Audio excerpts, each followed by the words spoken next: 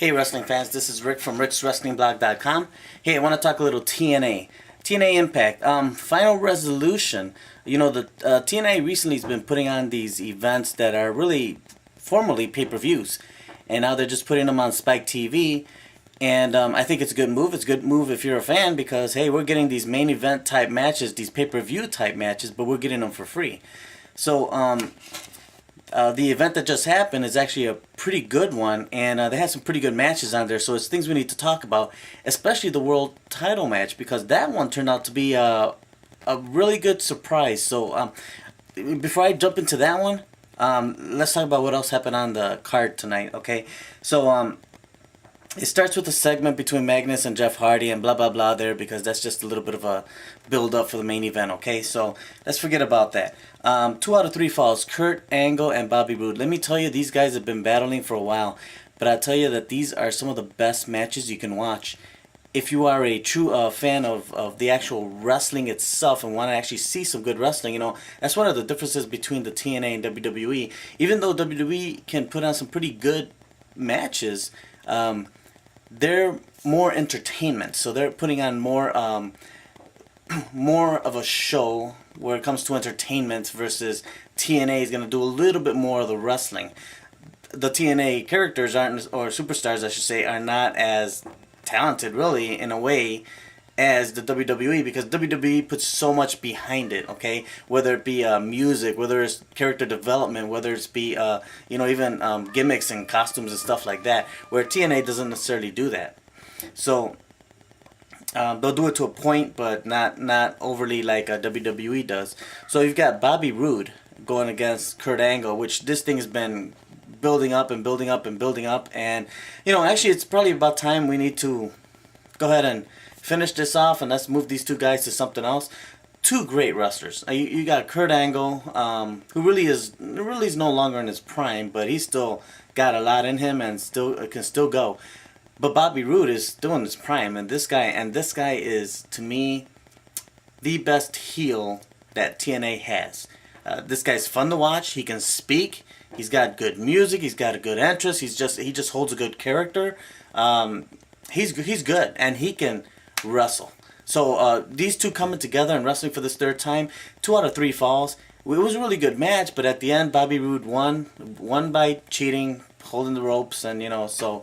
But you know, so the segment, we're gonna see what happens from here, because right now you got Curt Angle thinking, I don't know, I think this guy's got my number, and I just don't know. I don't know where I go from here. So we'll have to see what happens there.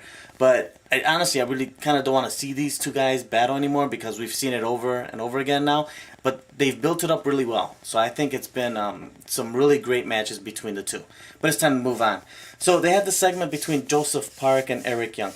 Now, of course, we know that Joseph Park is Abyss. Now, here's the thing. I never really liked the character of Joseph Park. He's just too corny and too dorky, you know. But now it looks like they want to bring back Abyss, which is good. I'd rather that they do that, bring back Abyss, because he's a more vicious, more you know, got that more of that killer mentality kind of thing, and does these crazy matches and stuff. So there was a decent segment that went on, and in that segment, you know, it's pretty much saying, trying to remind Joseph Park of who he truly is. Okay, so anyway, let's skip that. And the TNA did something that was pretty cool, something I hadn't really seen before: Feast or Fired. And I tell you what, this was the week before TNA. What they did was they had a match where whoever wanted to join in that match can, and it's for briefcase. Okay, the briefcase, one of them holds the X Division title match. The other one is for the world title. The other one's for the tag team titles. But then one is in there for being fired. Okay, so they hung these up above the ring in the 4 corners, and whoever wanted to participate would. And so whoever would go up there and get the briefcase owned that briefcase.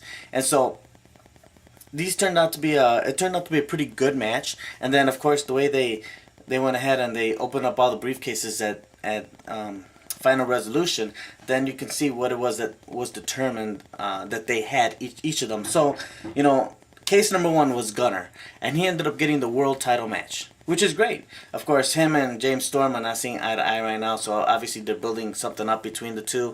And it kind of looks like James Storm is turning heel because Gunner seems to have been a pretty cool guy right now. So, anyway, world title match. Okay, so let's see what happens with the Jeff Hardy and Magnus match because it looks like Gunner's the next one in line. Okay, briefcase number 2, Zema Ion, which, not sure why him, but anyway, he won a X Division title match. So that was good. It's going to be him against the new X Division champion, which is Austin Aries, who won it last week from Chris Sabin, who is actually a pretty good X Division champion. I thought was a pretty good world champion, and you know, I like Chris Sabin. I've become a fan of his ever since he's turned heel, and I think we're gonna, you know, they're really gonna go places with this guy. I think he's playing a really good heel right now. So anyway, right now Zema Ion versus Austin Aries looks like that's gonna be the build up. EC3 ended up with the tag team title briefcase, so we'll have to see what he does with that. Will he get himself a partner? Will he go ahead and go out after the tag team championship? So we'll see. And then the fourth one was Chavo, who ended up getting fired. Chavo Guerrero. And you know, my guess is that his contract is probably coming to an end or something, and they're moving on and maybe not re-signing him, or I'm not necessarily sure. So we'll see what happens there. But I do like the segment that they've been bringing on with Sting and EC3. Sting comes in there and he's challenging EC3, and he says he'll take the briefcase and open it up for himself if he accepts the challenge with him. But EC refuses to take this challenge from Sting.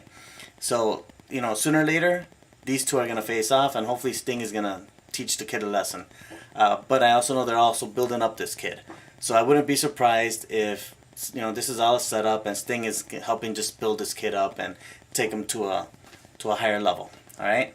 So that's what happened. Now, knockouts come out. Knockouts have a tag team match. It's Gail Kim versus and Lady Tapa versus ODB and Madison Rayne, who makes her return. You know, I'll tell you what, I'm not a fan of ODB, and I prefer not to even see her wrestle. Lady Tapa's a beast, and right now they're showing her just kind of dominating people, and honestly it only looks like the only person that can really pose a challenge to her would be ODB. So everybody else seems to just be, you know, she tosses them around the ring like nothing. So this match, you know, was just a decent match, nothing special about it. But what was surprising about it was that Madison Rayne pinned Gail Kim. And I guess in a way, for me, it should not have been a surprise because they're going to obviously build up Madison Rayne versus Gail Kim for the Knockouts Championship. You know, the women's, the Knockouts division used to also have a tag team championship. And I tell you what, haven't seen that in several months. So, don't know if they decided to just do away with that or they'll bring it back again later. We'll see what happens there. Anyway, world title match. Dixieland Match. Never heard of this before. So, but it turns out it's a steel cage match. And the idea is you have to climb up over that steel cage, go across the ramp to the top of the stage, the platform there, climb up a ladder, and grab the world title. I'll tell you what, this was a good match, a really good match. In fact, you had the fans already starting to chant, "Awesome, awesome, awesome," and well deserved. But I will say this: although it was a great match, it was all Jeff Hardy. Okay, Magnus, he didn't put on the show, but Jeff did. Jeff, even though he's a veteran, he is still flying off the turnbuckle, flying off the corners. He flew from the top. He jumped from the top of the steel cage, backward flips and jumps down on Magnus, okay? So, I tell you what, it was a Jeff Hardy show. This guy is still sacrificing his body, and he does it for the fans, and you got to give it to him. This guy is willing to sacrifice his body that way, and he's good. He's good. Magnus, honestly, was just there.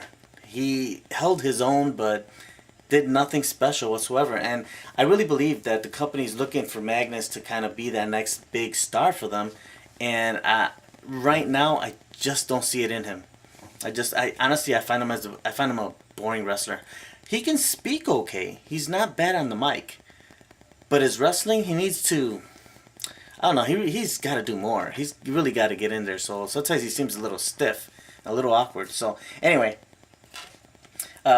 Jeff Hardy, EC3 gets involved here. Now here's the confusing part. EC3 goes after Magnus. Okay, so Magnus kind of kicks him, knocks him down, and then EC3 goes after Magnus. Here comes Jeff Hardy, and Jeff Hardy goes after EC3. So then it's almost like Magnus and Jeff Hardy are, okay, let's go get that thing together. So they go to get it together and stuff. And so who comes out though? You know, first of all, Dixie is in Jeff's way and will not allow him to go up, even though he eventually gets there and starts to go up the ladder. But here's the scary part. That, what's his name? Rockstar Spud.